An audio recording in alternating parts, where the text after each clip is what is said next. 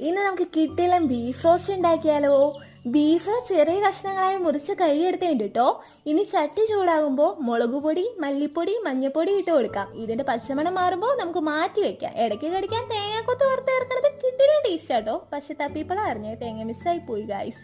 പക്ഷെ വെച്ചാൽ മുന്നോട്ട് തന്നെ. ഇനി മറ്റൊരു ചട്ടി എടുത്ത് എണ്ണ ഒഴിച്ച് സവാള നന്നായി വഴറ്റിയെടുക്കണം. കറിവേപ്പിലയും കൂടി ചേർത്ത് കൊടുക്കണം കേട്ടോ. ഇനി പൊടിയിലേക്ക് ഇടാം. ഇനി ആ വഴറ്റിയ എണ്ണയിലേക്ക് തന്നെ പച്ചമുളകും ഇഞ്ചിയും വെളുത്തുള്ളിയും ചേർത്ത് നന്നായി വഴറ്റിയെടുക്കാം. എന്നിട്ട് ഈ പൊടികളും കൂട്ടും ഉപ്പും എല്ലാം ബീഫിലോട്ട് ഇട്ട് കൈകൊണ്ട് തന്നെ തിരുമ്മിയെടുക്കാം. നല്ല രസമല്ലേ ഇപ്പൊ കാണാൻ. ഇനി നമുക്ക് കുക്കറിലോട്ട് മാറ്റി വേവിച്ചെടുക്കാം. ഇനി ചട്ടി ചൂടാക്കി കടുക് പൊട്ടിച്ച് വറ്റൽമുളക്, കറിവേപ്പില, കുരുമുളക് ചതച്ചത് ചേർത്ത് നന്നായി വഴറ്റിയെടുക്കണം. കുരുമുളകാണ് ഈ ബീഫ് റോസ്റ്റിലെ മെയിൻ താരം.